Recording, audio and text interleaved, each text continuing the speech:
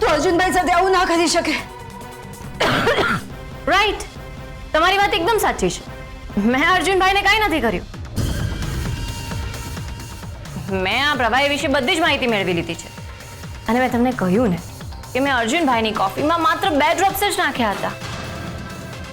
એટલે 2 ડ્રોપ્સમાં માણસ આમ ખાલી બેભાન જ થાય, પણ 10 ડ્રોપમાં રામ બોલો ભાઈ રામ. તમને યાદ છે ને હું તમારા માટે કોફી લેવા ગઈ હતી?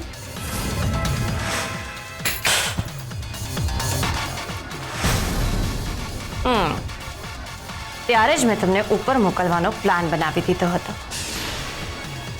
અર્જુનભાઈને તો 2 દિવસ કદાચ છાતીમાં થોડી બળતરા થશે, પેટ ખરાબ રહેશે, અશક્તિ જેવું લાગશે, પણ પછી અર્જુનભાઈ ઠીક થઈ જશે.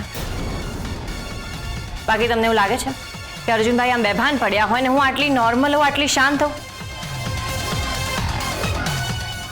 ભાભી, એક કામ કરો, તમે ફટાફટ તમારી મમ્મીને ફોન કરો અને તમારી છેલ્લી ઈચ્છા કહી દો.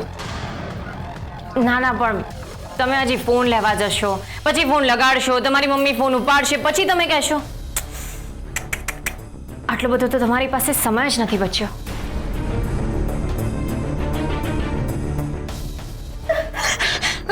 કેસર, અમે તારા હાથ જોડીએ છીએ, પ્લીઝ અમને દવાખાને લઈ જા, નહીં તો અમે મરી જઈશું. એટલા માટે જ તમે આ બધું કર્યું છે અને તમને દવાખાને લઈ જઈને હવે મારી બધી મહેનત ઉપર પાણી ફેરવી દો એમ? નહીં પ્લીઝ કેસર, પ્લીઝ આવું નહીં બોલ. અમારો શ્વાસ બંધાય છે. મારી મમ્મીને મારવા આવ્યા હતા ને તમે? શું કહ્યું હતું તમે કે 24 કલાક તો મારી મમ્મી સાથે નહીં રહી શકું ને? પણ એ તો હવે તમારી પાસે 24 કલાક તો શું, 24 મિનિટ પણ નથી.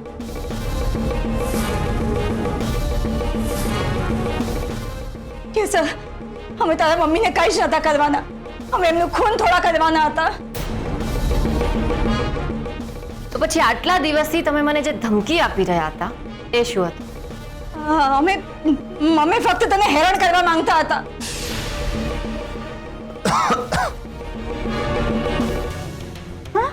મેં તમને કહ્યું હતું ને કે વેદિકા ભાભી ખાલી તમને હેરાન કરી રહ્યા હતા. એ ભલે ગમે તેવા હોય પણ કોઈનું ખૂન તો ના જ કરી શકે. એ તો મને પણ ખબર છે. એટલે તમે બંને જણાએ મળીને નાટક કરતા ખાલી તમને જ આવડે છે ભાભી. આપણામાં કહેવત છે ને કે 100 દાડા સાસુના અને 1 દિવસ વહુનો. આપણામાં એ કહેવત થોડીક અલગ થઈ ગઈ. 100 દાડા જેઠાણીના અને 1 દિવસ તમારી ડિયર દેરાણીનો.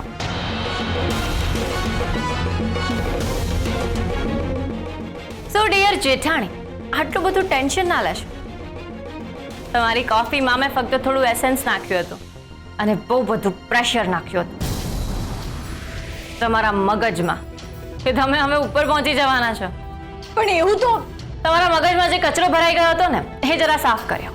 પણ યાદ રાખજો ભાભી, આ તો ફક્ત ડેમો હતો.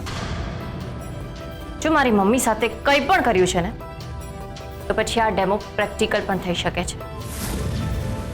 મારી મમ્મી મારો જીવ છે એટલે એનાથી દૂર રહેજો,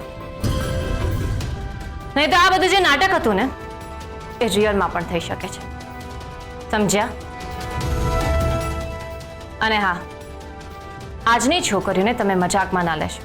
અમે ઇન્ડિપેન્ડન્ટ છીએ એનો મતલબ એ નહીં કે અમે ઘર ના સાચવી શકીએ.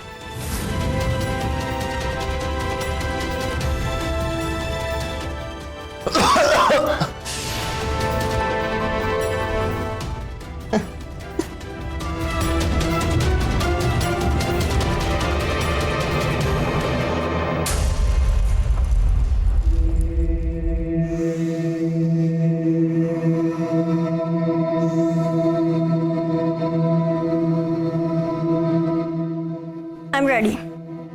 Then let's go. હું સાચા મિશનમાં તારી પાર્ટનર છું. Don't use this word.